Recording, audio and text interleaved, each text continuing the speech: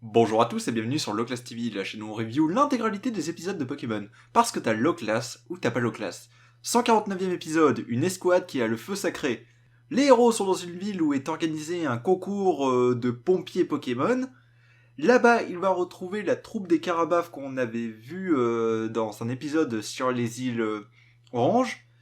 Alors que Sacha veut participer avec Carapuce, Psychoquack et Starry, Carapuce retombe sur son ancien groupe d'amis Carapuce dont il était le chef, qui eux aussi participent au concours.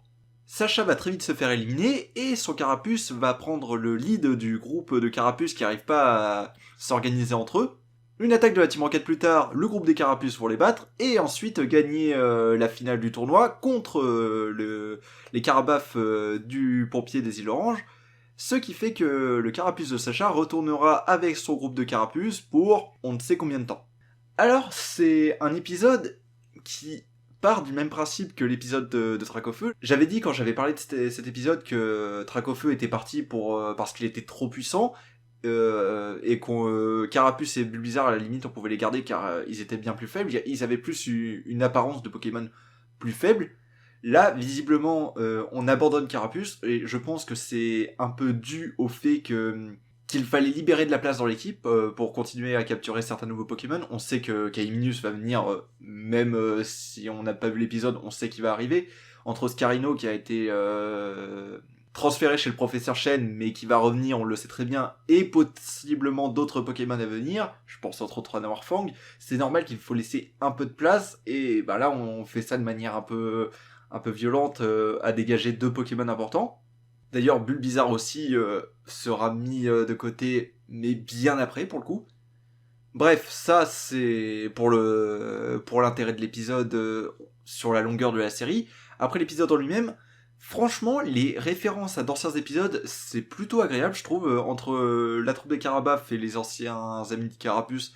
C'est cool de ramener un peu ce qu'on connaît, c'est ces petits easter eggs pour les gens qui ont bien suivi l'animé, qui ne s'enferment pas vraiment dans cette logique de les épisodes remplissage du genre, on peut les regarder, pas les regarder, dans tous les cas ça change pas grand chose. Bah là si, on a de la bonne référence et je sais que dans la suite de la partie Johto, on va continuer à en avoir un petit peu de temps en temps des retours d'anciens personnages. Bon après, l'épisode en lui-même, c'est pas non plus exceptionnel, enfin. Carapuce, on voit très bien pourquoi il est le leader de son groupe de Carapuce, mais en soi, la troupe des Carabaf, on aurait presque pu les virer, ils servent plus parce qu'on les connaît, parce que on a déjà fait cette opposition entre Carapuce et Carabaf, mais après ça change pas grand chose au fait qu'il soit là ou si ça avait été quelqu'un d'autre. Le plan de la Team Rocket, je comprends pas, ils débarquent avec un robot qui crache des flammes alors qu'ils essaient de capturer des Pokémon aquatiques. C'est un peu bête, on va pas se mentir. Et leur attaque est d'ailleurs particulièrement violente. Il y a aussi deux trois trucs que je trouve un peu bizarres, genre quand les amis de Carapuce galèrent pendant leur premier match, Sacha intervient directement pendant le match pour dire à Carapuce de les diriger. C'est quand même un peu bizarre d'intervenir dans un combat qui n'est pas le tien, surtout quand tu viens de te faire éliminer. Mais voilà, à part ça, l'épisode se regarde malgré tout. Il y a deux trois vannes, entre autres avec Psycho Quack, tout ça. Et le petit truc qui fait plaisir malgré tout, autant je trouve que la manière dont Sacha dit au revoir à Carapuce avant la fin de l'épisode, c'est un peu bizarre, c'est peut-être un peu tôt pour ce moment. D'ailleurs, les musiques sont étrangement gérées, on te met une musique bien épique au moment où Sacha commence à dire au revoir, et à la fin, quand Carapuce part vraiment, on met la musique un peu inquiétante. J'ai pas trop pigé ce choix de musique. Mais s'il y a un truc que j'ai plutôt apprécié, et j'avoue que je l'espérais un petit peu quand je voyais l'épisode, parce que cet épisode c'est la première fois que je le vois, je ne savais pas comment ça allait finir. Quand Carapuce part et qu'il dit au revoir aux autres Pokémon, j'espérais qu'il y ait ce petit truc avec Bulbizarre, parce que là où Pikachu ou Dracofeu avaient malgré eux créé un petit tandem au fur des épisodes, Carapuce et Bulbizarre en avaient créé un eux aussi, les deux Pokémon de starter qui ont encore leur forme de base et qui ont toujours un petit peu été ensemble et peut-être un petit peu détachés de Pikachu et de Dracofeu.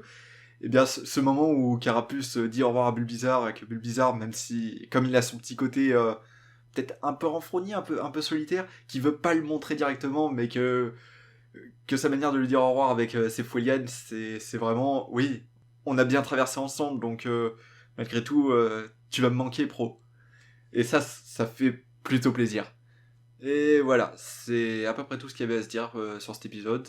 Ça reste appréciable, même s'il y a plein de trucs bizarres ou pas nécessairement bien gérés, mais ça reste appréciable, et au revoir Carapuce. Allez, à la prochaine.